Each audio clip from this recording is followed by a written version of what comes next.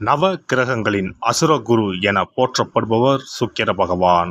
வாழ்க்கையில் மகிழ்ச்சி, சந்தோஷம், இன்பம் ஆகியவை இன்றி அமையாதது. இத்தகைய மகிழ்ச்சி, சந்தோஷம், மனைவி, குடும்ப வாழ்க்கை ஆகியவற்றை அமைத்து கொடுக்கக்கூடியவர் சுக்கிர பகவான். களத்திர காரகன் என திருநாமம் கொண்டவர். லட்சுமி தேவியை அதி தேவதையாக கொண்டவர். ஒருவருடைய ஜாதகத்தில் சுக்கிர பகவான் வலுத்திருக்க வேண்டும். ஜாதகத்தில் இவருடைய சேர்க்கையும் நன்றாக இருக்க வேண்டும். இல்லை என்றால் பலவிதமான பாதிப்புகள் ஏற்படும். குறிப்பாக சனி பகவான், ராகு பகவானுடன் சுக்கிர சேர்க்கை ஏற்பட்டால் அந்த ஜாதகரின் இல்லற வாழ்க்கை சிறப்பாக அமையாது. பல பாதிப்புகள் ஏற்படும். சுப கிரகங்களில் பார்வை இருந்தால் மட்டுமே பாதிப்புகள் சற்றே குறையும். நவ கிரகங்களில் அதிக ஆண்டுகள் தசையாக கொண்டவர் சுக்கிர பகவான். மொத்தம் 20 ஆண்டுகள். அவ்வாறு சுக்கிர பகவான் ஒருவரின் ஜாதகத்தில் மத்தின்ப வயதில் வந்து பலமாக இருந்துவிட்டால் அந்த 20 வருடமும் அவர் குபேர சம்பத்துக்களை அடைவார். லட்சுமி யோகத்தை முழுமையாக அடைவார். அப்பேற்பட்ட சுக்கிர பகவான் மே மாதம் 19ஆம் தேதி, அதாவது வைகாசி மாதம் 6ஆம் தேதி மேசமனையில் இருந்து ரிஷபமனைக்கு இடப்பெயர்ச்சி ஆகிறார். தனது சொந்த வீட்டில் அமர்ந்து ஆட்சி பலம் பெறுகிறார். குருவோடு சேர்க்கை, சூரியனோடு சேர்க்கை, புதனோடு சேர்க்கை என இந்த பெயர்ச்சியில் ஏற்படுகிறது. மே மாதம் 19ஆம் தேதி முதல் ஜூன் மாதம் 12ஆம் தேதி வரை 24 நாட்கள் சுக்கிர பகவான் ரிஷபராசியில் சஞ்சாரம் செய்ய இருக்கின்றார். இந்த பெயர்ச்சியால் பெண்களே அதிக அளவில் நன்மைகள் அடைய போகின்றனர். ஆசைப்பட்ட ஆடை ஆபரணங்களை வாங்கி குவிப்பீர்கள். அடைபடாத கடனை அடைத்து நிம்மதி அடைவீர்கள். அடையில் உள்ள பொருட்களை மீட்க அரிதான காலகட்டம் இதுவாகும். இனி உங்கள் ராசிக்கான பலன் என்ன என்பதனை பற்றி காண்போம். ரிஷபராசி அன்பர்களே, உங்களுடைய ராசி அதிபதியான சுக்கிர பகவான் உங்கள் ராசியிலேயே வந்து ஆட்சி புரிகிறார். மிகவும் பலம் வாய்ந்த காலகட்டமாகும். இந்த 24 நாட்கள் உங்கள் வாழ்வில் மிகப்பெரிய மாற்றத்தையும் முன்னேற்றத்தையும் கொண்டு வரப்போகிறார் சுக்கிர பகவான்.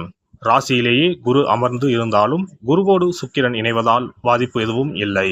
சூரியன் உங்கள் ராசியில் இருப்பதால் சூரியன் சுக்கிரன் சேர்க்கை எண்ணத்தில் தெளிவையும் பேச்சில் விவேகத்தையும் உண்டாக்கும்.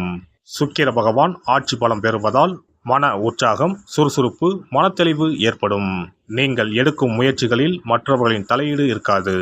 இதனால் எந்த முயற்சியிலும் உங்களுக்கு வெற்றி கிடைக்கும். எனவே தொழில் வியாபாரத்தில் நல்ல முன்னேற்றம் இருக்கும். 10ல் இருக்கும் சனி பகவானால் உழைப்பில் கடினம் இருக்கும். ராசியில் ஆட்சி பெற்று இருக்கும் சுக்கிர பகவான் அதற்குரிய பலனை தருவார். இவ்வாறாக சனியும் சுக்கிரனும் தொழில் வியாபாரத்தில் சீரிய வெற்றியும் பொருளாதார முன்னேற்றத்தையும் அளிப்பார்கள். இக்காலகட்டத்தில் உங்களின் வேலையாட்கள் மிகவும் ஒத்துழைப்பாக இருப்பார்கள். உத்தியோகத்தில் இருப்பவர்களுக்கு மிகவும் யோகமான காலகட்டமாகும். பணியில் நல்ல முன்னேற்றம் காணப்படும். உயர் அதிகாரிகளின் ஆதரவும் அவர்களால் ஆதாயமும் உண்டு. சக ஊழியர்கள் பகையில்லாமல் நட்பு பாராட்டுவார்கள். வேலை தேடுவோருக்கு வேலை கிடைப்பதில் இருந்த தடைகள் விலகும். வெளிநாடு செல்ல காத்திருப்போருக்கு நல்ல செய்தி வந்து சேரும். குடும்பத்தில் மகிழ்ச்சி நிலவும். குழந்தைகளால் பெற்றவருக்கு நற்பெயர் கிடைக்கும். பெண்களை பொறுத்தவரை திருமணமான பெண்களுக்கு கணவன் மனைவிக்கு இடையே நல்ல புரிதல் உண்டாகும். எண்ணிய காரியங்கள் எளிதாக நிறைவேறும். நகை, பொன் பொருள் சேர்க்கை உண்டாகும். மனம் உற்சாகம் அடையும். எந்த ஒரு விஷயத்திலும் தெளிவான முடிவு எடுப்பீர்கள். திருமணம் ஆகாத பெண்களுக்கு குருபலம் இல்லை என்றாலும் சுக்கிர பகவான் ஆட்சி பெற்று இருப்பதால் திருமண முயற்சியில் ஈடுபடலாம்.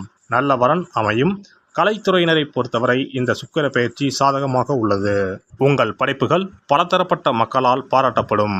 தடைகள் அகலும். புதிய வாய்ப்புகளும் வெற்றிகளும் கிடைக்கும்.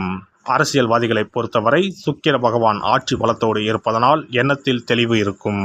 மக்களின் ஆதரவு முழுமையாக கிடைக்கும். காரிய வெற்றி உண்டாகும். அரசு சார்ந்த பணிகளில் ஆதாயம் உண்டு. அரசியலில் நல்ல முன்னேற்றம் அடைவீர்கள்.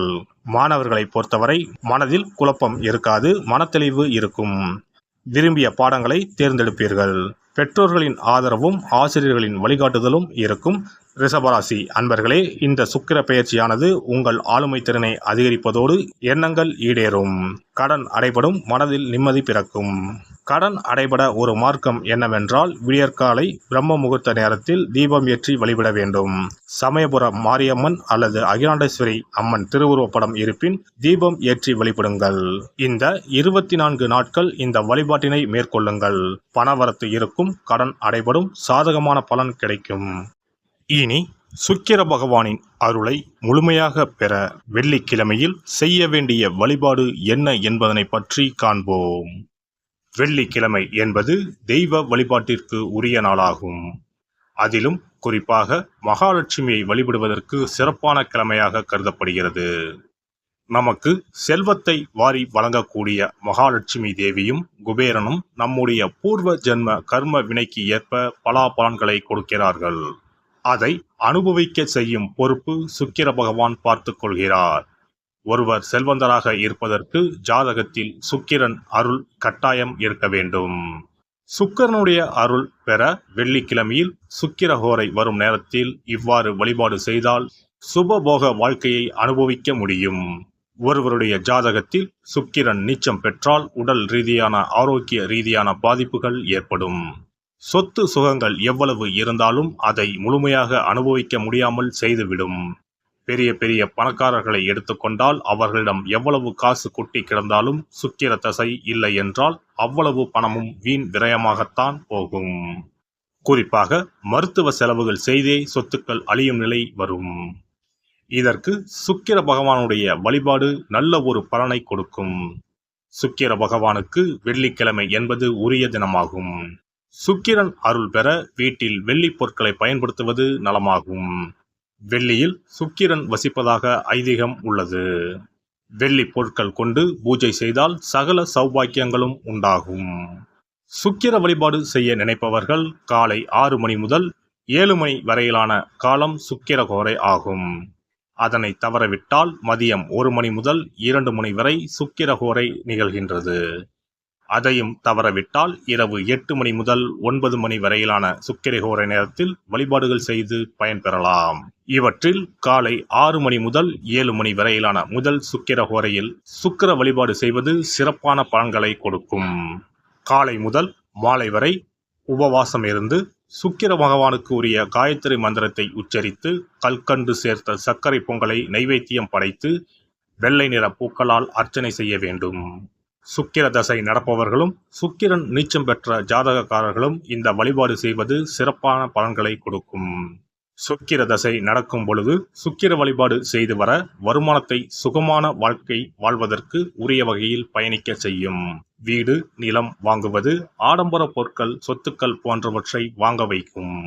அதுவே சுக்கிரன் நீசம் பெற்ற காலத்தில் இந்த வழிபாடு செய்பவர்களுக்கு வீண் விரயங்கள் இல்லாமல் ஓரளவிற்கு வறுமையிலிருந்து பிழைக்கச் செய்யும்.